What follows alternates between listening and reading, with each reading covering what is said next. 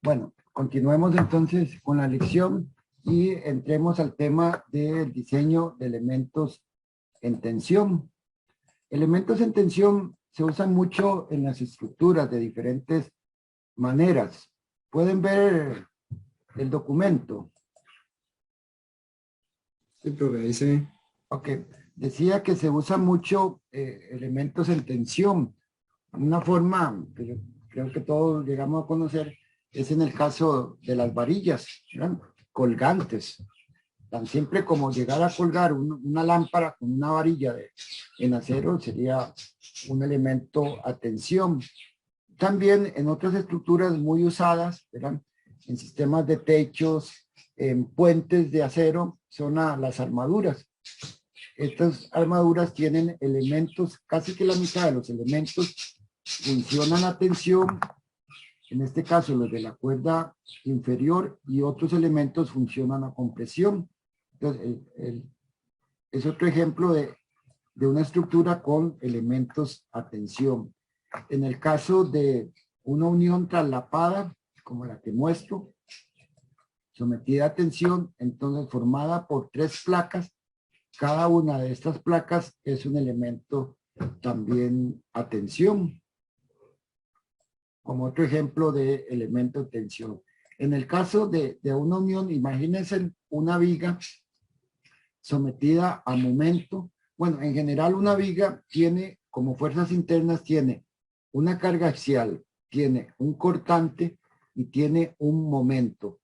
Un momento, entonces, produce, son 2 fuerzas, recuerdan, sus cursos de sólido. Es una fuerza en la parte superior de tensión y una fuerza de compresión en la parte inferior. Bueno, depende del signo, al final de cuentas, ¿no? Pero un momento es un par de fuerzas. Una fuerza en tensión o compresión por una distancia. En el caso de un empalme de una viga que transmita momento, pongo solo el momento, pero también el cortante y la carga axial, el momento es un par de fuerzas. Sería una fuerza aquí en tensión y una fuerza de compresión acá. Entonces, en la unión o en un empalme de viga a viga, realmente se hacen empalmes en las vigas y sobre todo se hacen por la longitud o los claros de estas vigas. Entonces, se hace con hay varias formas de hacerlo. Al final del curso vamos a estudiar cómo hacer estas uniones, pero generalmente se hacen con una placa superior, una placa inferior para soportar el momento y una placa en el centro o en el alma de los perfiles para transmitir el cortante. En este caso, la placa superior es un elemento también a tensión que habrá que diseñar con los procedimientos que vamos a ver más adelante. Este es otro ejemplo de otra estructura que trabaja a tensión. Tenemos una viga con tal vez, digamos, una lámpara o alguna estructura ahí suspendida. Entonces, estos elementos que nos sirven para amarrar, digamos, esta estructura suspendida son elementos que funcionan a tensión. Eso como ejemplos de uso de elementos en tensión. Y ya en edificios se usa mucho, seguramente lo han visto, los sistemas de aviostramiento, en edificios sobre todo altos de estructuras de acero. Estos edificios, ante las cargas laterales, ya sea de sismo o de viento, nos permiten reducir los desplazamientos laterales de nuestras estructuras. Entonces, se colocan ya sea en forma de X o esto en forma de V. Cuando el sismo va tal como la flecha, de izquierda a derecha, entonces este elemento, este aviostre de acá funcionará a tensión y el otro funciona con presión, igual en este caso. Como la carga va de izquierda a derecha, este elemento funciona como un elemento en tensión y el otro funciona como un elemento en compresión. Entonces, también es otro ejemplo del uso de elementos en tensión en las estructuras. Y en el caso de los aviostramientos, son muy importantes porque reducen grandemente los desplazamientos en nuestras estructuras, que dije es lo importante de controlar por lo menos en el diseño sismo resistente. Entonces ustedes ven la mayoría de edificios de acero que tienen sistemas de arrastramiento lateral. ¿Cómo se diseñan estos elementos de acero? Bueno, vamos a decir por nuestro método de diseño de resistencia última, ya lo conocen, que la resistencia del elemento denominada como Pn o carga nominal multiplicada por un factor de resistencia tiene que ser mayor o igual a las cargas que tiene que soportar el edificio. Y estas cargas ya sabemos que son cargas combinadas, según los factores que da el Código Sísmico de Costa Rica. Entonces, es la resistencia del elemento tiene que ser mayor o igual que los efectos que producen las cargas. En palabras más generales. ¿Ok? En el AISC, que se me ha olvidado mencionarlo, es el manual, el código que vamos a utilizar para diseñar acero. American Institute Steel Construction. Ahí les dejé una copia en el portal del curso. En la primera parte, creo que en la parte introductoria o en la semana 1, una copia de este manual en español. Ahí están todas las especificaciones del acero. Les dejé ese manual y también, haciendo un paréntesis, les solicité que bajaran una aplicación para el teléfono. Mucho del acero es escoger una sección determinada. Es contrario al concreto, que el concreto básicamente le dice uno al carpintero, hágame con madera la formaleta, una viga de estas dimensiones, ¿verdad? Y el carpintero las hace, y de cualquier forma. En acero, como es un material por su forma de producción, entonces tenemos que limitarnos a secciones, llamémoslo así, estándar. Pueden ser perfiles W, angulares, tubos, Ts, etcétera, pero tenemos que seleccionar los elementos de esos que se producen, ¿no? Y entonces yo les pedí que bajaran una aplicación en el Google Play. Hay varias aplicaciones con los perfiles que se producen, y cada perfil entonces tiene las dimensiones de este perfil y las propiedades geométricas, ¿no? Entonces la vamos a utilizar bastante para estar escogiendo nuestras vigas, nuestras columnas. Entonces, por favor, bajen una aplicación para su teléfono, digo yo, para tener a mano las secciones, las diferentes secciones de acero. Entonces, no tiene que ser alguna en específico. ¿Perdón? Sí, puede ser cualquiera. ¿Tiene que ser alguna en específico? Puede ser cualquiera. No, cualquiera. En general, todas tienen la misma base de perfiles, ¿no? Que son los perfiles del ISC, ¿no? Solo que difieren en interfaz, en los colores y esto. Pero básicamente todo es lo mismo. ¿No? Perfecto, gracias. Inglesas, otras en unidades internacionales. Yo trabajo mucho en unidades inglesas este curso, por la razón que les expliqué anteriormente. Pero puede ser cualquiera. ¿Ok? Solo que sí es importante tenerla ahí en el bolsillo, digo yo, o en el teléfono, mejor dicho. Los elementos en acero fallan de dos maneras. Una que es cuando los esfuerzos en el acero, en la sección transversal, alcancen el valor de fluencia del acero. Entonces, a esa falla le vamos a llamar estado límite de fluencia. Recuerden que en el método de diseño que estamos utilizando, el LFD, tenemos que revisar todas las posibles fallas que vaya a sufrir un elemento. Todas las posibles fallas. Entonces, en el caso de los elementos en tensión, tenemos dos posibles fallas. Uno que es el estado límite de fluencia, dos, el estado límite de fractura, y las dos tenemos que revisarlo. Más un par más que hay ahí, pero principalmente las que gobiernan son estas dos. La fluencia del acero y la fractura del acero.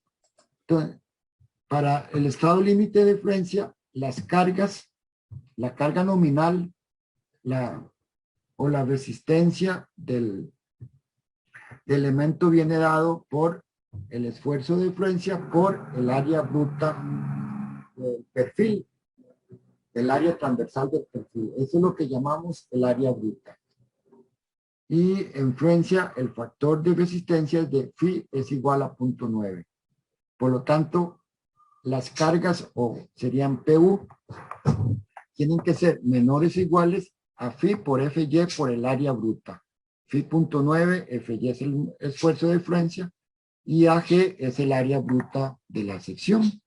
Ahora trato de explicar un poquito más estos conceptos, escribiendo algo. El segundo estado es el estado límite de fractura. En este caso es que el acero se parta en dos, ¿no? Y el acero se parte en dos. Aunque parezca imposible. En este caso, la resistencia del acero sería dado por el esfuerzo último, que es el esfuerzo que hace que el acero se parta, por el área efectiva de la sección transversal. Y en términos de resistencia última sería la carga última, PU, sería igual a phi por FU por el área efectiva, ¿no? Y en este caso de fractura, al ser un poco más peligrosa, llamémosle así, la fractura más repentina, vean que el factor de resistencia es menor, es 0.75. En cambio, en la afluencia, el factor de resistencia es de 0.9. Estos factores de resistencia varían dependiendo del tipo de fallo. Estos son básicamente los dos criterios que tenemos que seguir para el diseño de un elemento en tensión. Ok, un ejemplo de esto. Ok, antes de hacer el ejemplo, yo hablé de área efectiva, hablé del área bruta. Supongamos que tenemos un elemento de acero que en primera instancia puede ser una placa, digamos, un elemento como este, sometido a un esfuerzo o una carga última. Estas serían las cargas de las combinaciones, ¿no? Carga muerta, carga viva, combinadas, según el código. ¿Okay? Este elemento de acero, en muchos casos, los elementos de acero tienen huecos, ¿no? Entre más huecos tengan, mejor, porque es menos acero que hay que pagar. Entonces, tenemos un elemento de acero que tiene agujeros para tornillos o no, o simplemente están los huecos. Y estos elementos de acero, pues tenemos, en algún momento, tendríamos que unirlo a otro elemento, ¿no? Hay varias formas de unirlo. Una es con tornillos y otra es con soldaduras. Ya esto lo veremos. ¿Ok? Entonces, hemos dicho, el acero falla por fluencia. ¿Y a dónde falla por fluencia? Dije que en el área bruta de la sección. Aquí sería, digamos, el área bruta. Si esto es una placa, imagínense que esto es la plaquita que tiene un espesor dado. Aquí tenían los huequillos. Entonces, esto de acá es el área bruta. Es el área total de la sección. Entonces, la afluencia, dije, se va a dar en el área bruta de la sección. En este caso de esta placa, si esta tiene un espesor T y tiene un ancho B, ¿no? El área bruta es igual al B por el T, en el caso de esta placa. Esa aplicación que les hablaba nos da estas áreas para todos los perfiles que existan en acero. Ok, entonces dijimos, el elemento puede fallar por fluencia cuando sobre esta área bruta, los esfuerzos que estén aquí, estos esfuerzos que hay en el acero alcancen el valor de FY. Entonces, aquí decimos, empieza a fluir el acero y ahí falla, ¿no? Y ahí ya presentamos la reacción. Pero también el acero puede fallar por ruptura. Y yo no sé si les resulta evidente, pero el acero se va a romper donde hay menos cantidad de acero. Entonces, la única posibilidad es que acá se parta. Aquí habría ruptura del acero, donde hay menos área. Solo está esta área contra esta otra área. Entonces, cuando los esfuerzos acá alcancen el valor de ruptura, el esfuerzo último del acero, entonces ahí se va a partir el acero. Esto es lo que llamamos el área neta, que básicamente sería, digamos, el área de la sección transversal, pero quitándole el hueco. Sería el área neta, sería lo que nos queda. Estas dos zonas que yo estoy rayando, ¿no? Entonces, el área neta, si lo quieren, sería igual al área bruta menos el área de los huecos o del tornillo. ¿Ok? Si hay dos tornillos, pues vamos a quitar dos tornillos en la dirección perpendicular a la carga, ¿no? Puede fallar por ruptura aquí o podría fallar también por ruptura en este otro. Si falla aquí o falla acá, en realidad no nos interesa. O si falla en este tercero, en realidad no nos interesa mucho. Lo que nos interesaría es averiguar por qué va a fallar el acero, por ruptura o por fluencia.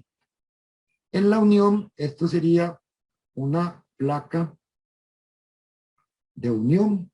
La unión, dije, se puede hacer con tornillos o se puede hacer por soldaduras, ¿no? Pero acá también, en esta área de los tornillos, también tenemos el área neta, ¿no? Esta área de acá es igual a esta. Solo que en la unión vamos a utilizar un término que se llama el área efectiva. Y esta área efectiva va a ser el área neta, que sería el área bruta menos el área de los huecos, pero multiplicada por un factor U. ¿Verdad? Que este factor U es un valor que trata de medir la eficiencia de esta unión. Siempre una unión, la unión entre este elemento y la placa, en realidad es cualquier unión es una debilidad en la estructura. Por lo tanto, en la estructura de acero, el diseño de las uniones es uno de los temas más complejos y de más cuidado. Entonces, este factor U trata de tomar en cuenta esa eficiencia en la unión, ¿no? Entonces, el área efectiva será este valor U, generalmente es menor de 1 o igual a 1 por el área neta. Esto es lo que me refería antes. Entonces, yo tengo áreas brutas, tengo áreas netas y tengo áreas netas efectivas, ¿no? Y ahí traté de ejemplarizar cada uno de ellos. ¿Cómo se calcula el U? ¿Verdad? Bueno, ya más adelantico lo veremos, ¿verdad? Esta parte relativamente sencillo, el área de los huecos, calcularla, ¿no? Y el área bruta, pues la obtenemos de la aplicación que les mencioné. Eso para aclarar un poco los términos que les mencioné anteriormente. Bien. Con esto, hagamos un pequeño ejercicio, ¿no? Yo tengo pongan un marco de acero, columnas, en este caso es un marco de un piso, 2, 3 pisos, formado de una columna, 2 columnas, en realidad serían 1, 2, 3, 4, 5, 6 columnas, 2 por piso y vigas, que son los elementos horizontales. Va a estar sometido, digamos que sea carga de sismo, en el tercer piso de 18.2, en el segundo piso 28.6 kilolibras y en el primer piso 37.7 kilolibras. Si uno suma estas fuerzas, entonces tiene el cortante, lo que el código sísmico llama el cortante basal.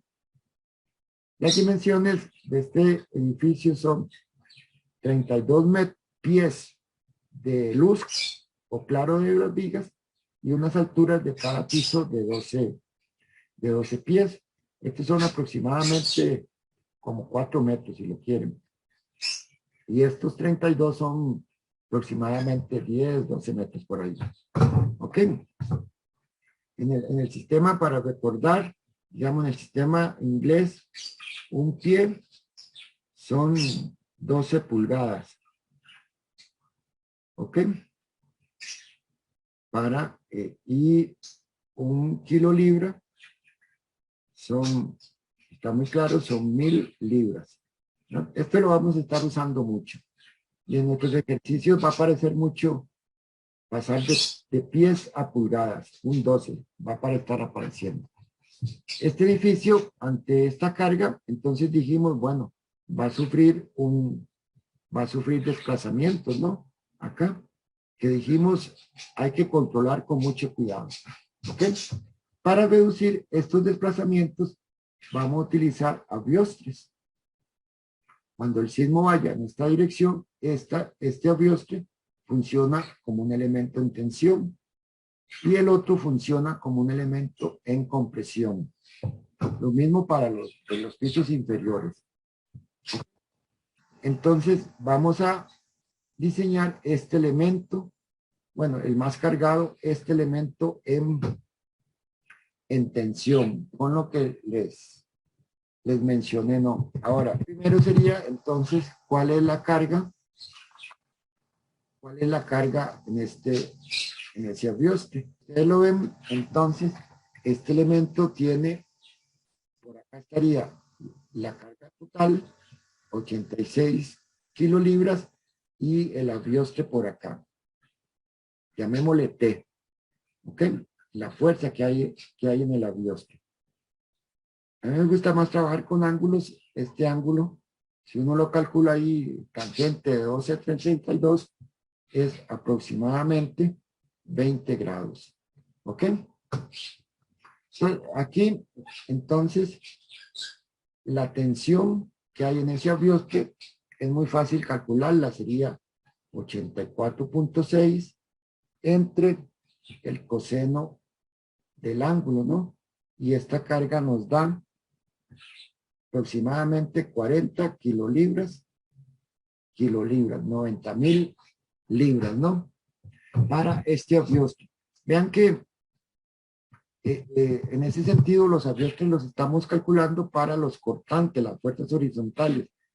En este caso del segundo tendríamos que calcular esta fuerza en el segundo nivel, que sería la suma de las que están de ahí para arriba, y este otro tendríamos que diseñarlo para este cortante. Es como si uno hiciera cortes acá, ¿verdad? Entonces tiene el marco, tiene el abiostre ahí y nos queda esta fuerza, 18.2. ¿Cuál es la resultante acá? Bueno, 18.2. Así para el segundo nivel. Entonces la carga en los abiostres va a ir variando. Generalmente en el diseño se usa la carga más grande y todos los abiostres los hace uno iguales, ¿no? Yo he visto pocos cambios en las dimensiones de los abiostres. Entonces vamos a diseñar un elemento en tensión que sería para soportar una carga de 90 kilolibras. Supongamos que esto es una tensión última, que la habíamos combinado por ahí. ¿Okay? O si lo quieren, digamos que sea la carga por sismo, la tensión debido al sismo, y entonces en las combinaciones de carga, bueno, no voy a hacer las de carga vertical. Recuerden que hay una que es 105, carga muerta, más aquí unos valores por la carga viva, más menos carga de sismo, ¿no? En este caso, esta parte es 0, esta parte es 0, y entonces me queda que la fuerza última, o la tensión última sería igual a la carga de sismo, 90. Y esto sería la carga que yo necesito para diseñar mi elemento. Supongamos, vamos a adelantarnos un poco al curso. 2, voy a suponer que la abiostre, con esta carga de 90, va a tener una sección rectangular, como si tuviéramos una plaquita de abiostre. Y esta placa en la columna ¿Ok? Vamos a utilizar una placa por ahí, que sería una placa de unión. Después vemos esos detalles, ¿no?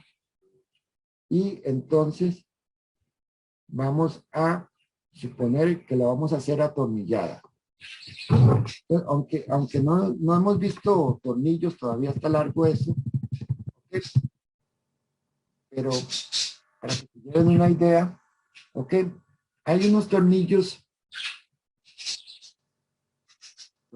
que les vamos a llamar A325N. Ese es el nombre del tornillo. Esto define un tornillo de determinado acero, pero no nos preocupemos mucho por ahora eso. Estos tornillos de alta resistencia se llaman A325N, lo que quiero decir. Hay tablas donde me dicen, para un tornillo, si el tornillo tiene un diámetro de 3/4, entonces me dicen que la resistencia última del tornillo es de 17.9 kilolibras. ¿Ok? Eso lo tiene uno de tabla.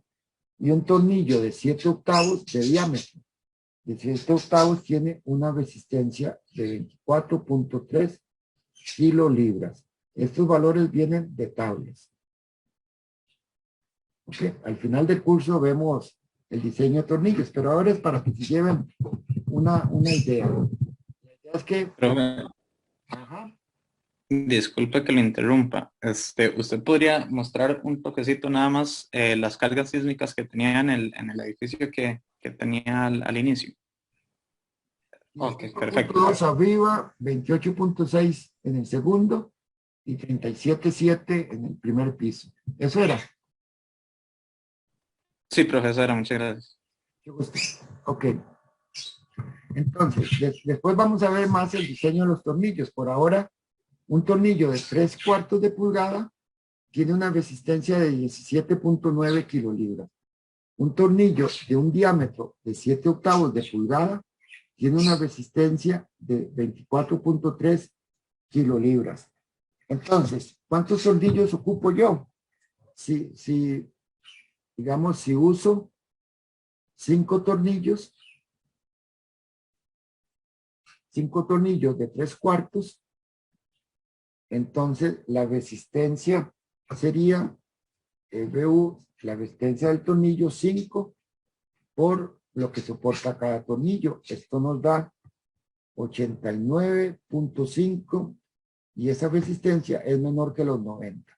Entonces, aquí yo digo, no me sirve, ¿ya? Porque lo que soportan los 5 tornillos es menor que la carga. Yo puedo utilizar 5 tornillos también de 7/8. Entonces, la capacidad de los 5 tornillos sería 5 por 24.3 igual a 121 kilolibras, y esto es mayor de 90. Entonces, sería con 5 tornillos de 7/8, podría hacer la unión, o podría utilizar 6 tornillos,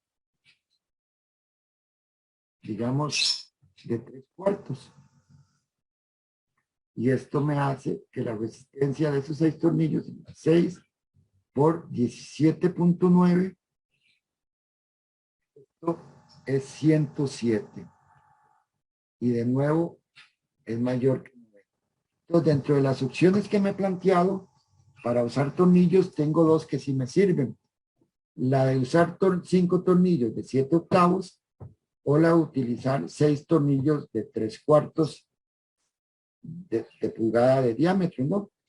Para que tengan una idea, lo que estoy diciendo es, bueno, aquí tengo mi abiostre,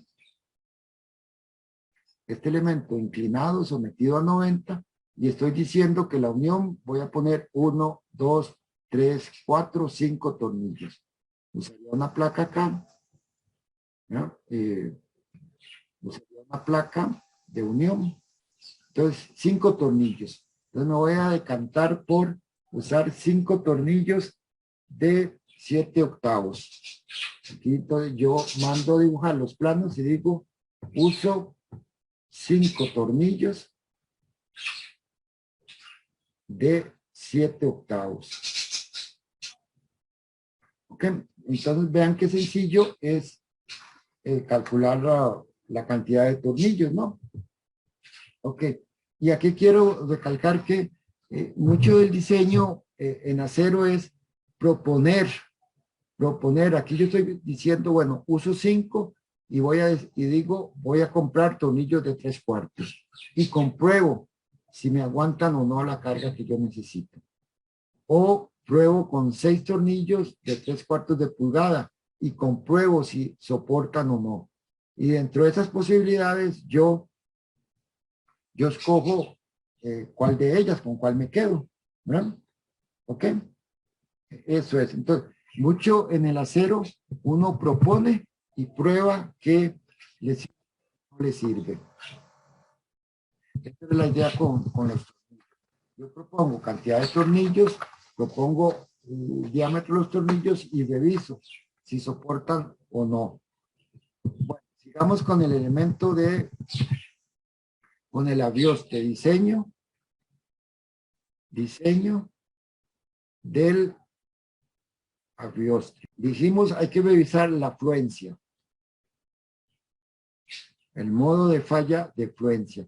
Y el modo de falla de fluencia definimos que la carga tiene que ser menor o igual a la resistencia del elemento, que es phi por Fy por el área bruta. Este menor o igual generalmente se convierte, para poder trabajar, en un igual, que las cargas tienen que ser iguales, por lo menos iguales, a la resistencia del elemento. Este término sería la resistencia, ¿no? Y este otro término serían las cargas combinadas. ¿Ok? Entonces, generalmente el problema es, ya tenemos las cargas, acabamos de calcular las 90. Entonces, ¿qué resistencia tiene que tener el elemento para soportar estos 90? Uno generalmente dice, bueno, uso también acero A36, y ya lo conocen.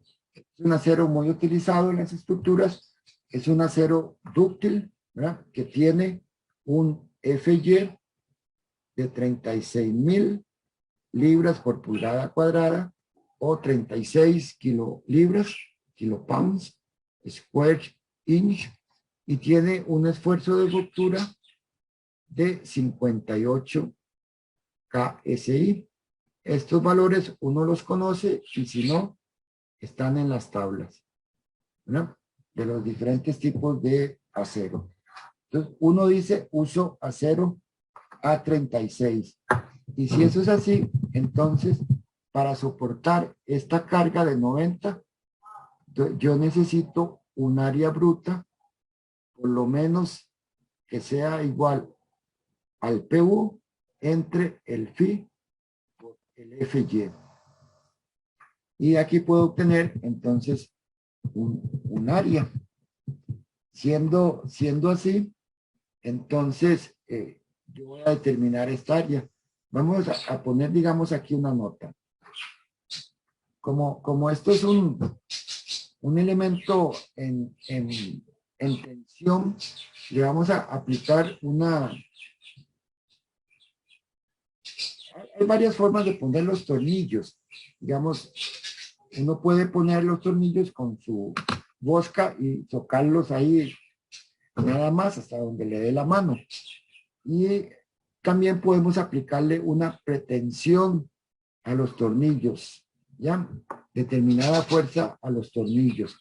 Vamos a decir, bueno, por ser una biostre y un elemento en tensión y que es muy largo, para que el elemento no se mueva mucho, le vamos a aplicar una pretensión al tornillo, considerando que es un elemento muy, muy esbelto, o sea, es muy largo respecto a su área. Entonces, si yo considero esto, voy a aumentar el área bruta la voy a aumentar en un 7.5%. Es un valor que uno utiliza generalmente. Entonces, el área bruta, dámoslo así en palabras simples. Eso es para que el elemento no me quede muy suelto en la unión. ¿Ok? Entonces, el área bruta va a ser igual a 90 por, la vamos a aumentar un poquito, un 7%, entre el phi, que es 0.9, por el esfuerzo de fluencia del acero.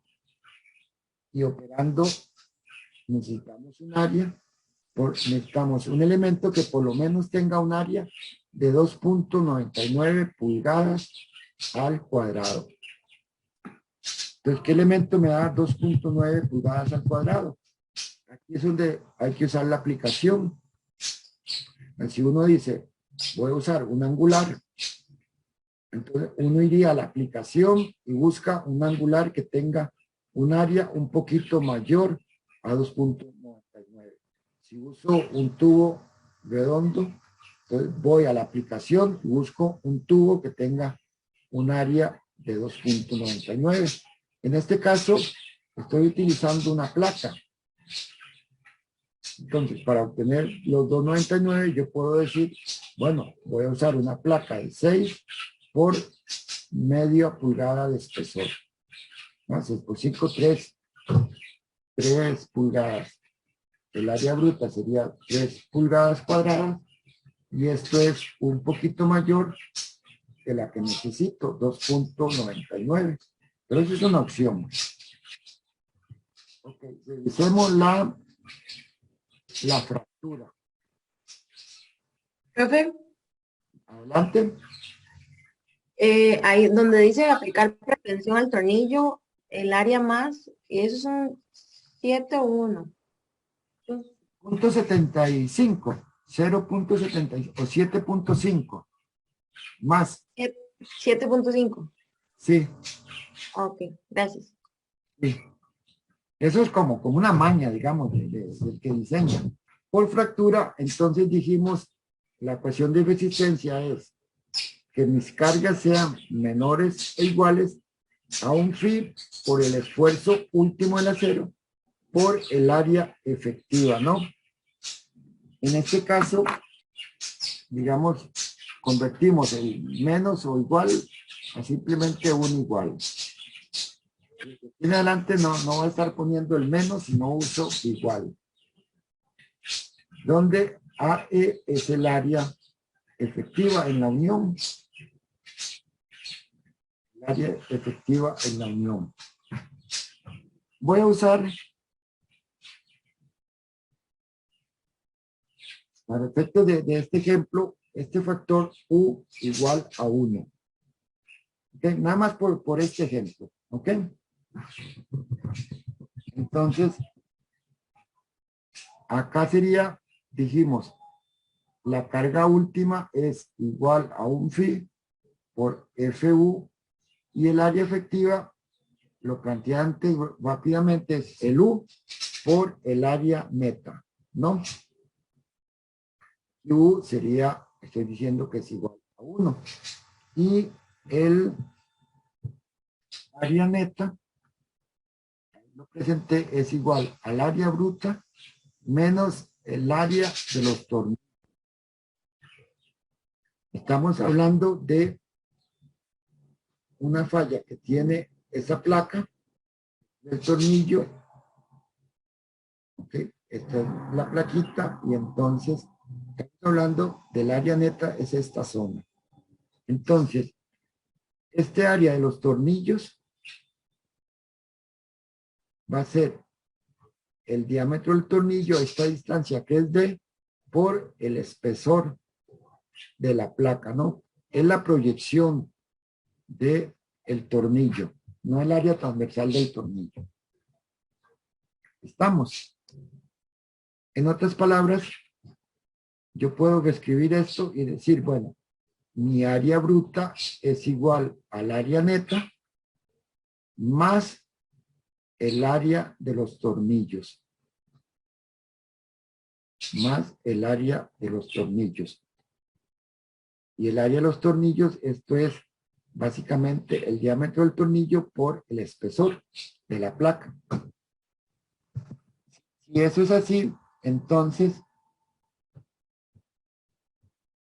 vamos a obtener que el área bruta que yo necesito despejando esta ecuación sería como área bruta sería igual a la carga que yo tengo que soportar 90 por ese 1075 de incremento entre el phi 0.75 por el esfuerzo último. Esto es phi, esto es FU, más el área de los tornillos.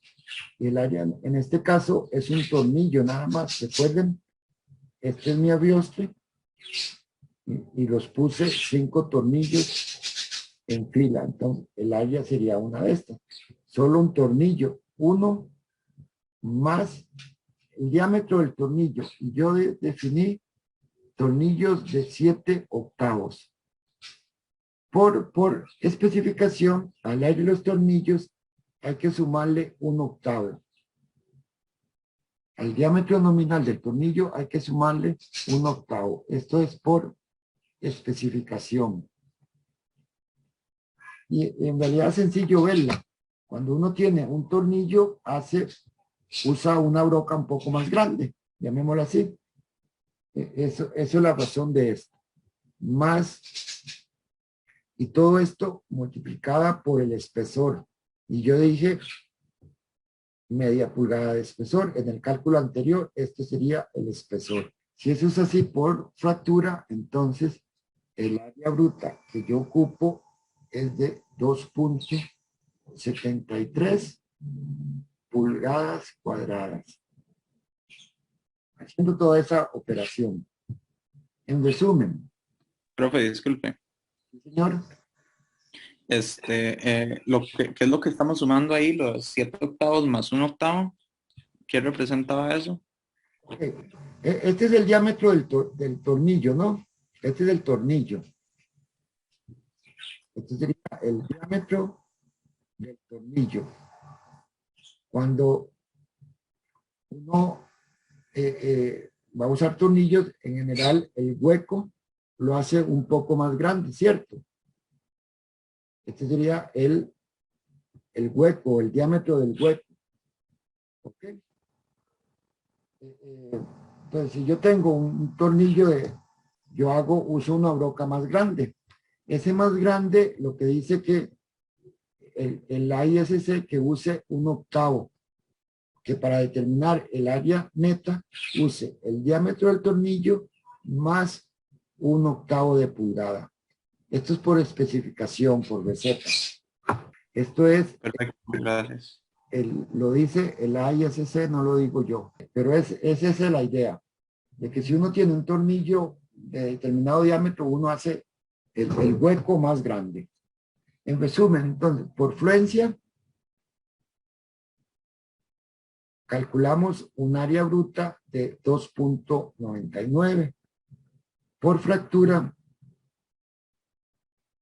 calculamos que necesitamos un área bruta de 2.73 pulgadas cuadradas. Entonces, ¿con cuál área trabajo? Bueno, dije la fluencia, ¿no? Es donde se ocupa más área. Esta es la que manda. Y generalmente por fluencia es la que gobierna el diseño. Entonces, con esto uso una placa de 6 pulgadas de ancho por media pulgada de... En elementos de acero hay un requisito adicional. Estamos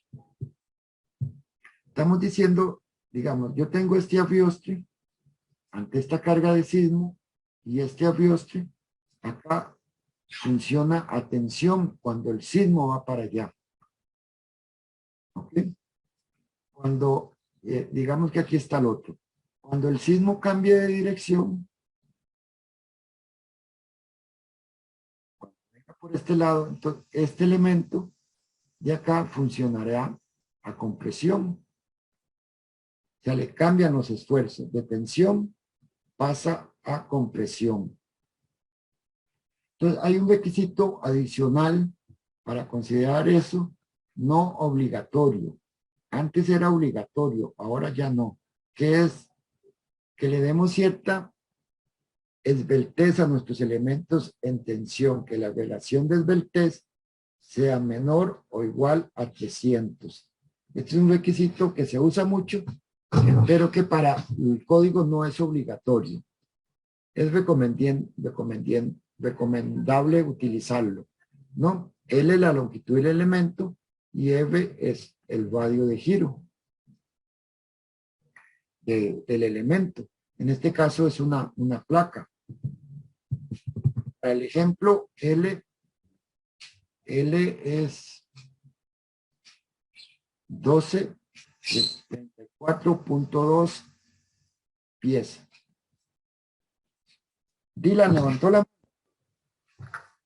Sí, profe, tengo una consulta más como consciente del sismo en sí, porque yo considero que, bueno, el sismo es obviamente oscilatorio, entonces el abriostre va a tener un movimiento donde lo impacta primeramente el sismo a cualquier dirección, pero luego el sismo como que devuelve, ¿no? Va a estar oscilando. ¿Sí? Entonces en ese caso no se debería también disparar por compresión el mismo abriostre. Ok. Cuando hay diferentes, digamos, formas de pensar. Cuando el sismo va acá, en esta dirección, este elemento funciona a tensión, ¿de acuerdo? Es el que estamos diseñando. Y el otro elemento, este otro funciona, el otro abriostre funciona a compresión, como si fuera una columna. Como las columnas en realidad soportan poca carga, por la compresión se pandean, en general se desprecia la contribución de esta columna, de este elemento en compresión en la resistencia del sismo, ¿no? Entonces se supone, unos lo desprecian y dicen, bueno, este elemento en compresión, dado que se pandea a cargas muy bajas, no lo considero. Y entonces diseño un marco solo como si estuviera nada más sometido a este tensor en tensión, valga la redundancia, y desprecio este otro. Cuando el sismo cambie y vaya de derecha a izquierda, este abriostre es el que funciona y este otro se pandea muy rápidamente. Entonces lo desprecio, ¿no? La contribución de este abriostre a compresión.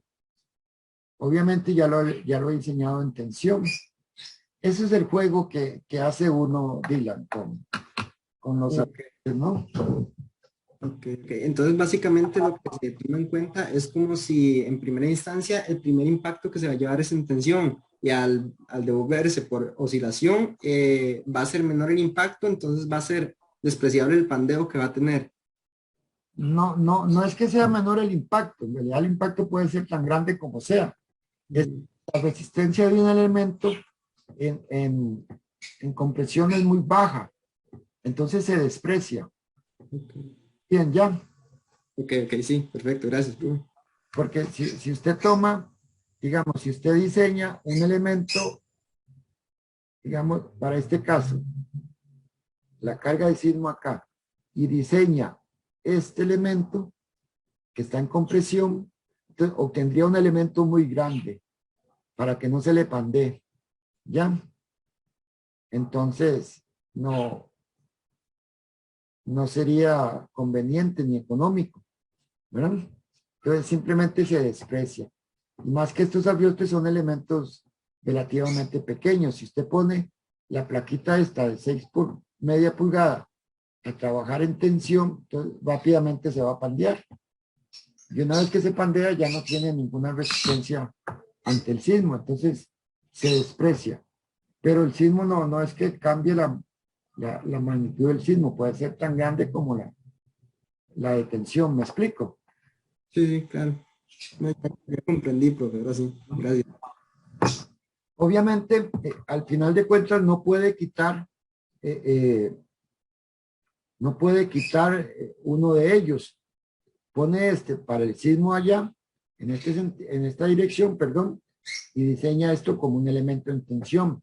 Cuando el sismo vaya en la otra, entonces este otro funciona en tensión y este no trabaja. ¿Me explico? Entonces al final... Sí, sí, claro. Ahora sí, ya. Sí. Es que no había entendido esa parte que básicamente los dos aviostres van a trabajar como un conjunto. Entonces, donde le toque al otro supuestamente en compresión, va a venir a trabajar el aviostre del otro lado en tensión. Entonces se van a Sí. complementar y a distribuir las fuerzas. Sí. En el caso del sismo no se dan en el mismo momento, pero se analiza así. Pero como en cierto momento este elemento en tensión va a tener cargas de compresión, ¿verdad? Al final de cuentas, entonces se toma en cuenta, se solicita que tenga cierta esbeltez, que la relación de esbeltez sea menor o igual a 300. Dije, esto no es obligatorio. Por ahí dije, la longitud es de 34.2 y el radio de giro, recuerden, el radio de giro es la raíz cuadrada del momento de inercia entre el área. En este caso, por ser una placa, es el momento de inercia respecto a este eje. Es igual a 0.5, que es el espesor, al cubo por 6, que es el ancho, entre 12. El I es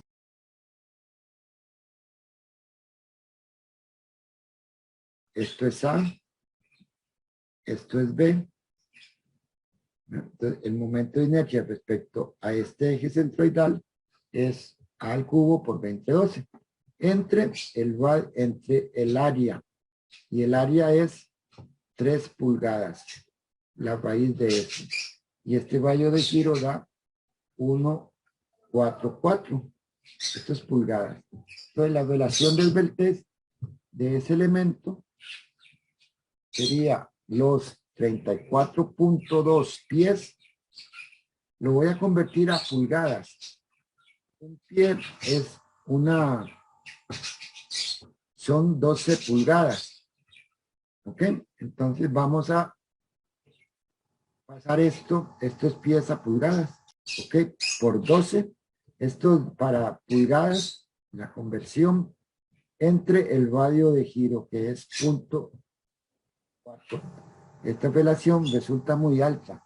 Es 2.842.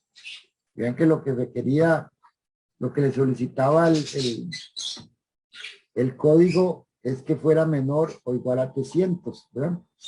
Pero esto no es obligatorio. Entonces,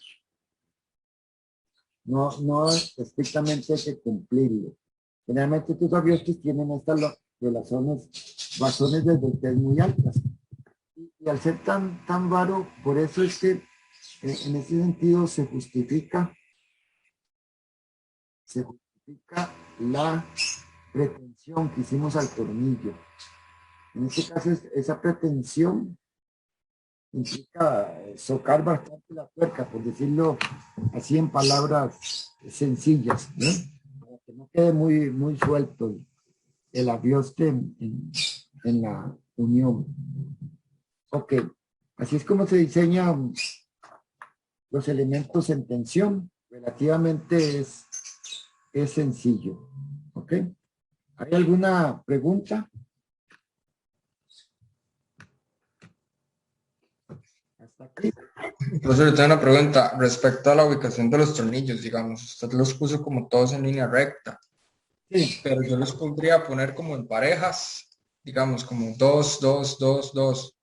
sí. Ahora fue muy de, digamos, si no la carrera, eran más que todo para calcular la cantidad de tornillos. En general, las uniones se prefieren que sean simétricas. ¿Ya? Entonces, en ese sentido, sería mejor utilizar ya no 5, sino los 6 tornillos para buscar una mayor simetría y una mayor distribución del esfuerzo más uniforme en la unión. Tiene usted razón. Ahora fue un cálculo así para más que todo la cantidad de tornillos. ¿De acuerdo? Pero digamos, la ubicación afecta. O digamos, esa distribución que usted hace, ¿la hizo en línea recta porque quería o porque había algún principio para hacerlo así? No, en este momento fue porque, digámoslo así, porque yo quería, ¿verdad? De hecho, habría varias posibilidades. Esta, la posibilidad que yo utilicé, 1, 2, 3, 4, 5. Otra sería usar 5 tornillos, entonces pongo 2 aquí, 1 acá y 2 acá. Depende del juicio del ingeniero. Mucho depende de la geometría de la unión, que nos quepan 2 tornillos acá. Ya, porque también hay que cumplir. Aquí dijimos que era 6 pulgadas. ¿Ok? Entonces, más adelante lo vamos a ver cuando diseñemos los tornillos. Hay separaciones al borde de los tornillos. Digamos, para tornillos,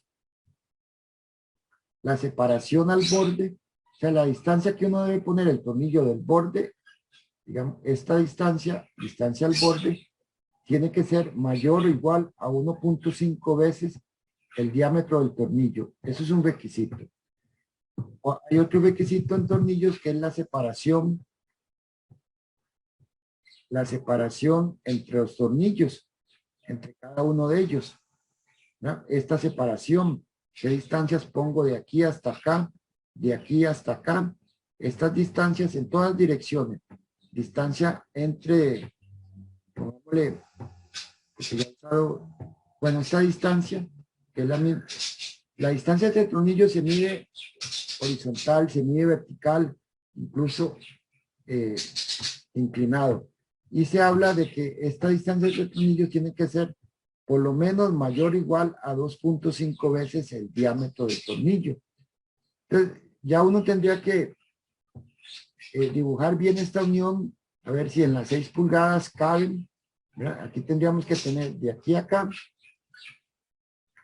tendríamos que tener 1.5 por 7 octavos, que es el tornillo, más aquí hay 7 octavos, más entre acá habrían 2.5 por 7 octavos, las distancias, más de acá sería 1.5 por 7 octavos. Entonces hay que operar para ver si cumplimos con esto, si nos caben acá en las 6 pulgadas. Si nos caben bien, podría utilizar esto. Si no nos caben, ya tal vez me lleve a esto. ¿Me explico? Entonces, es un proceso que lo vamos a ver más adelante, pero que depende mucho de la geometría también de la unión. Comprendo, más bien gracias. Gracias. Sí, ahí tienes que aguantarte por lo menos unas 12 semanas. Ok. Está bien. Mucho gusto. Vamos a dejar de compartir. Voy a salir de acá. Bien, vamos a hacer un ejercicio. Generalmente las lecciones van a tener, 1000 lecciones van a tener, o el curso, la forma de trabajo, yo les dejo lecturas y ustedes van a hacer un pequeño quiz de esa lectura. Y como ven la lectura pasada, pues yo creo que no es un quiz nada del otro mundo. La única intención es poderme garantizar de que lean ese documento. Igual ahora tienen una asignación de la lectura. Van a revisar ustedes a continuar con la lectura de este documento que está en el digital, que es el que yo tenía en la pizarra antes. Y van a estudiar la parte de áreas efectivas en adelante, para de hoy en 8. Y durante la semana ahí van a tener abierto un segundo quiz, ¿ok? De comprobación de lectura. Pero también vamos, y generalmente semana a semana vamos a seguir esa mecánica. Una lectura, un quizito de comprobación de lectura, que creo no les quita mucho tiempo. Ok, vamos a hacer también otra cosa. Casi que todas las semanas vamos a resolver ejercicios. Pero lo que quiero es, digamos, desarrollar más ejemplos en el curso, que les sirva a ustedes, valga la redundancia, de ejemplo. En este caso, están viendo, esta es una cercha que tiene una altura de 4 metros y una longitud de 12 metros. Cuando resuelvan, van a toparse que hay unos elementos en tensión y hay unos elementos en compresión. El ejercicio considera nada más el diseño de tensión. Pero lo que quiero que hagamos es que a lo largo del semestre voy a asignar este tipo de problemas a parejas de estudiantes, ¿no? Para que lo resuelvan durante la semana y en 5 minutos de la próxima lección lo presenten. Hagan una presentación del ejercicio, ¿no? Una presentación bonita y una solución buena, digámoslo así. Okay. Esto lo vamos a hacer semana a semana. Entonces tendríamos por lo menos 15 ejercicios adicionales más. Esa presentación que sea no más de 5 minutos al inicio de la lección. ¿Ok? Entonces, esa es la asignación. Y van a ser ejercicios diferentes, obviamente. Hoy vamos a iniciar con 2 muchachos. En la próxima semana les dejo otro ejercicio a otros 2 muchachos. Y espero que al final del semestre, por lo menos todos en parejas hayan presentado un ejercicio de los diferentes temas. A los primeros les toca tensión, a la tercera pareja les va a tocar algún ejercicio de compresión del tema que estamos viendo en ese momento, ¿verdad? Ok, entonces, y va a ser una tarea más, ¿verdad? Solo que las notas para todos ustedes van a estar al puro final. Entonces, voy a asignar dos muchachos para la próxima semana presenten, resuelvan esto y lo presenten en 5 minutos y al inicio de la lección. Profe, Sí, señor. una pregunta. Uno no puede ser la pareja y decir que lo quiere hacer el ejercicio. Sí, íbamos a empezar por voluntarios. Ok, no, es que pensé que iba a asignar las parejas usted, pero... No, ahora estaba ya pensando voluntarios. Necesito 2 voluntarios para que se ganen una tarea. Profe, yo me ofrezco. ¿Quién es yo? Andrés Rodríguez. Andrés Rodríguez y alguien que quiera acompañar a... Sí, profe, yo podría. ¿Quién es yo? Kenny. ¿Kenneth? Kenny Murillo. Kenny Murillo. Gracias, Kenny. Ok, Kenny y Andrés. Entonces, van a resolver este ejercicio. Ok, y de hoy en 8, hagan una presentación bonita, digo yo. Y en 5 minutos exponen la solución. Y los vamos a calificar en grupo. El resto del grupo les pone una nota. Ok, ahí lo estoy subiendo al chat para que Sebastián y Kenny lo tengan de una vez. El resto también lo puede tomar y resolverlo, ¿no? Pero no sería evaluado. Vamos a evaluar nada más la primera presentación de Andrés y Kenneth. Yo ya lo descargué, profe, cualquier cosa. Ok, entonces el resto también lo puede tomar. Entonces vamos a seguir esta mecánica a lo largo del semestre. Tiene la única intención de tener una cantidad más grande de ejercicios, ¿no? Y también de que ustedes pues presenten algo ahí a lo largo del semestre. En la próxima asignamos un nuevo ejercicio o 2 para otras parejas, llamémosle así. Que pueden ser voluntarias o podría ser asignadas por el hijo de mi mamá que no es mi hermano. ¿De acuerdo? Bueno, De acuerdo, profe.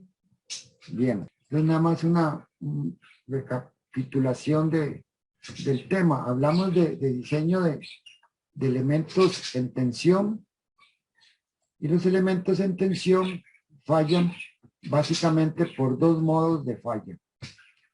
fallan por tensión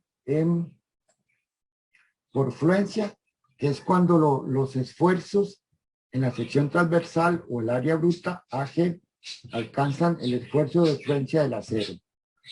Ahí decimos el elemento falla, ¿verdad? Y falla por fluencia. O también pueden fallar por fractura sobre el área neta de la sección. El área neta de la sección básicamente es el área bruta menos el área de los huecos.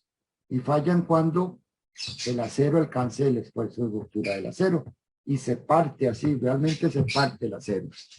Tenemos entonces estos dos estados límites de falla en el acero.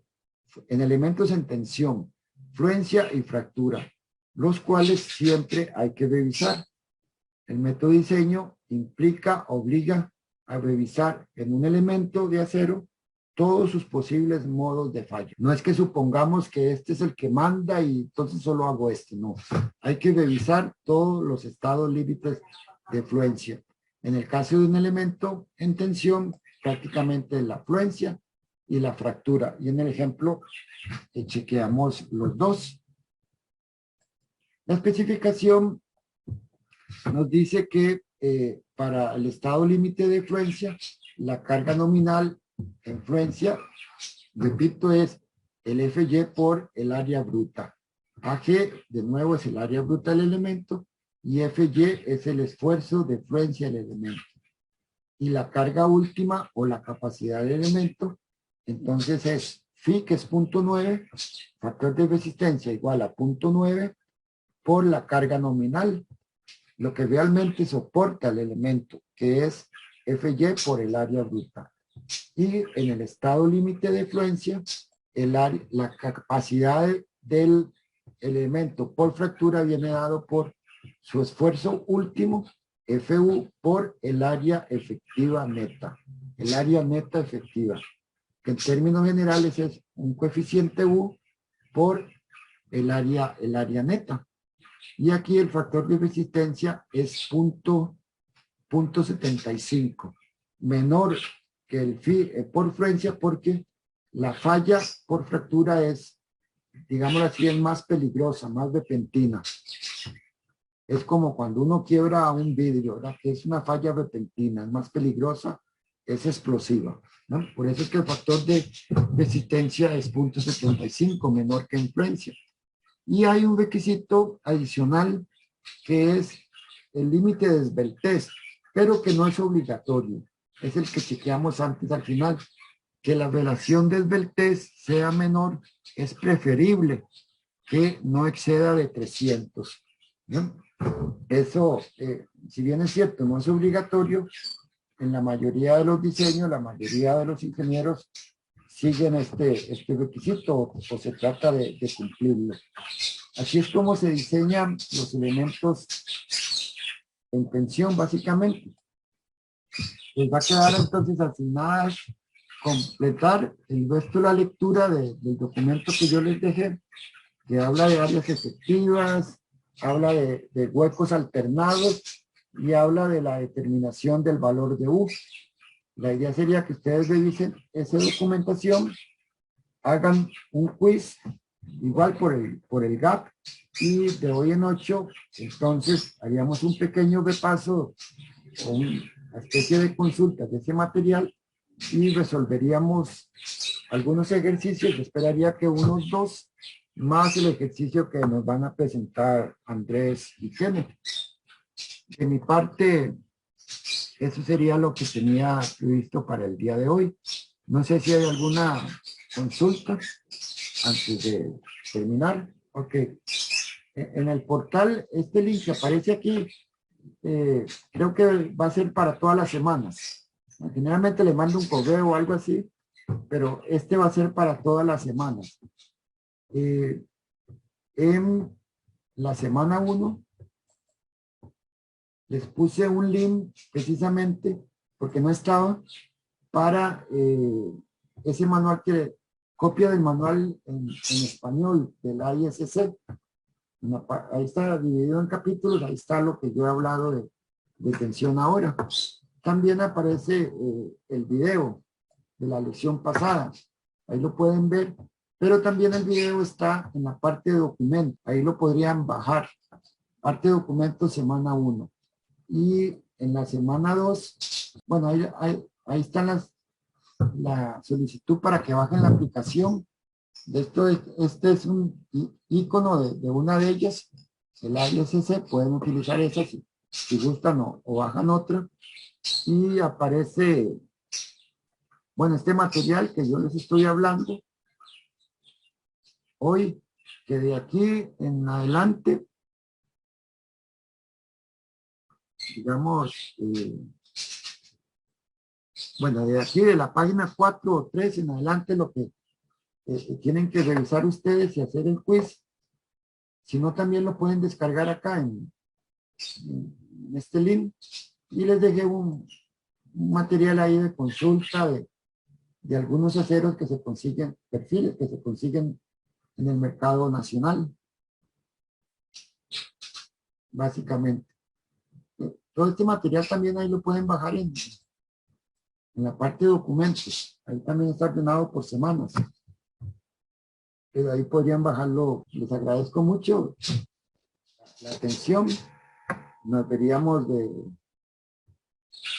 de hoy en 8, empezando casi con el ejercicio de Andrés y de Kenny. Revisan el material y hacen el ejercicio para la semana. De verdad, muchas gracias y bueno, que pasen un buen fin de semana. Muchas gracias, profe. Hasta luego. Muchas gracias, profe. Muchas gracias, Hasta profe. luego. Hasta luego. Hasta luego. Hasta luego. Gracias, profe. Hasta luego. Mucho gusto.